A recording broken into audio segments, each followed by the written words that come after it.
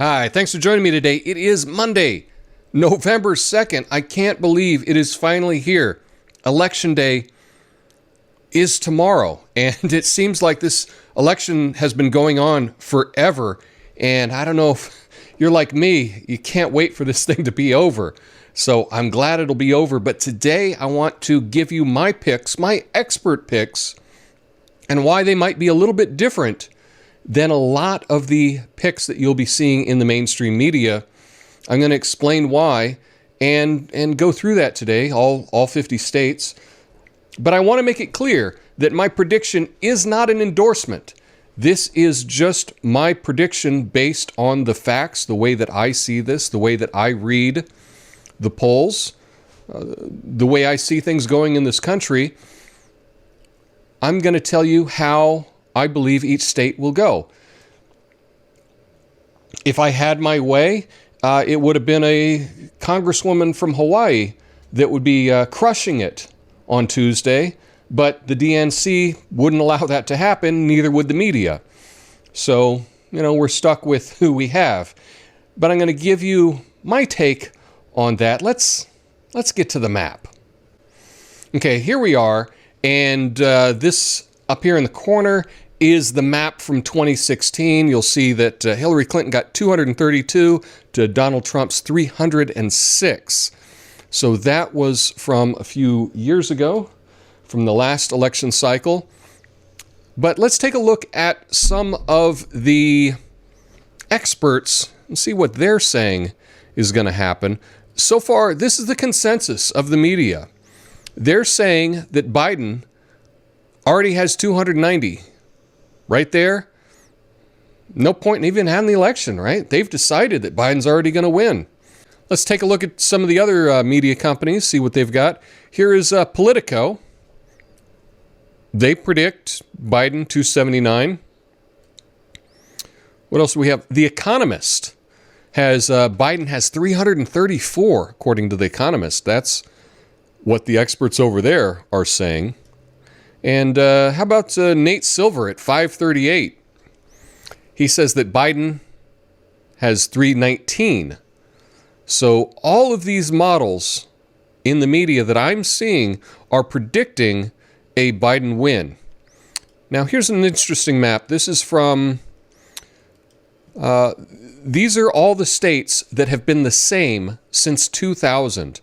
And looking over them, I believe that they're probably all going to stay the same. But I'll get into that in just a minute. Let's make it easy. Let's just make a blank map, and I'll run you through these real quick, hopefully. Alaska, that'll be Trump, and Hawaii will be Biden. Now, I live in Oregon. I live in Portland. I'm on the left coast. It's called the left coast for a reason, and that's because these will all be blue, no doubt about it at all. Now, over here we've got all these tiny, tiny states and also the District of Columbia. They're so small, they're even hard to make it out on the map, but every one of them is going to go for Joe Biden. That's just the way it is. Some things will never change. Also, Vermont, we know that Bernie Sanders country will be blue, as will New Hampshire, and New York will be blue. So right there, the Democrats are already at 166. Wow. Now, there's two states that are unique in which they divide up their electors by districts.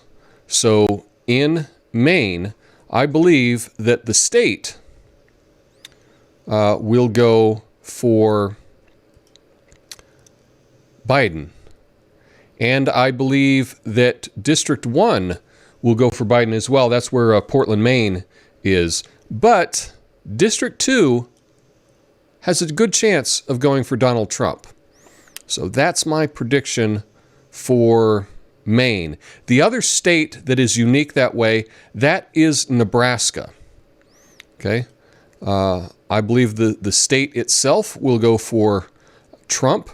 Districts 1 and 3 will go for Trump, but I believe there's a chance that District 2 is going to go for Biden. So those are the unique states that are broken up that way. The rest of the states, if you have the most votes in that state, you get all the electors for that state.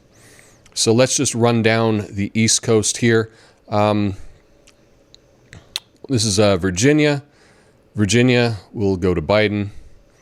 North Carolina, Trump. South Carolina, Trump. There's been a lot of talk about Georgia perhaps flipping. The last time it was Democrat was for Jimmy Carter. Jimmy Carter was from Georgia. It's going to stay Trump country.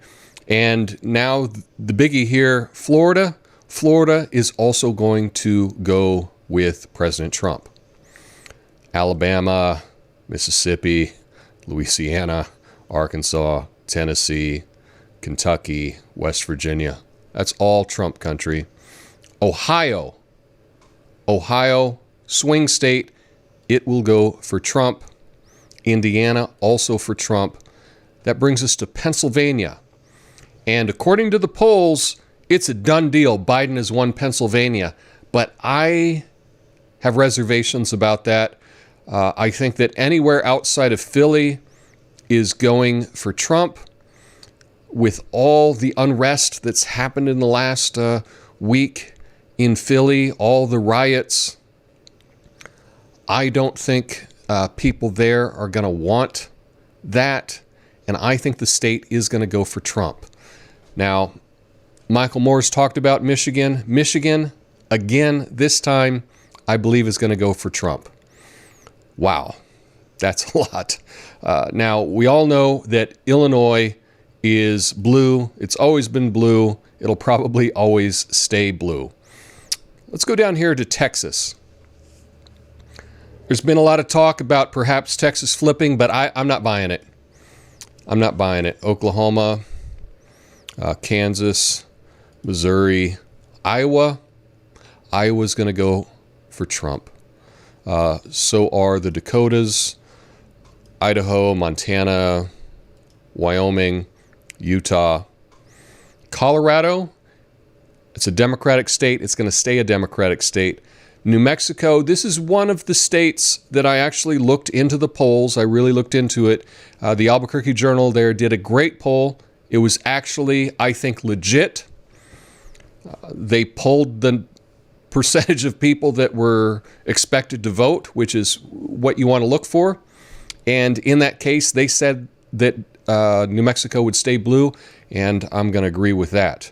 Now, Arizona, talk of Arizona flipping, I don't see it. Arizona is going to stay red. Now we're getting up to some real controversial ones here. Everyone has said that Nevada is going to be blue. Every pundit has said it is blue. I've looked into the polls. The polls are nonsense in Nevada. This is really tricky for me because Nevada really, this is one thing that we know about Nevada, is the Democratic Party in Nevada really knows how to screw up a Democratic primary. That's for sure. Will they be able to do it for the state? I'm going to say this time they won't. I think that Nevada is going to go to Trump. Shock. I could be wrong about that one. I'm going out on a limb. And lastly, we've got Minnesota and Wisconsin. Minnesota has been Democrat forever. The powers that be in Minnesota, I think, are going to make sure that it stays blue. However, I don't think that's the same for Wisconsin. This is going to be really close, but I'm calling Wisconsin for Trump. This is my map. This is what I predict the outcome will be. 311 for Trump, 227 for Biden. That is my prediction. If I get more than 3 of these states wrong, I'll do something.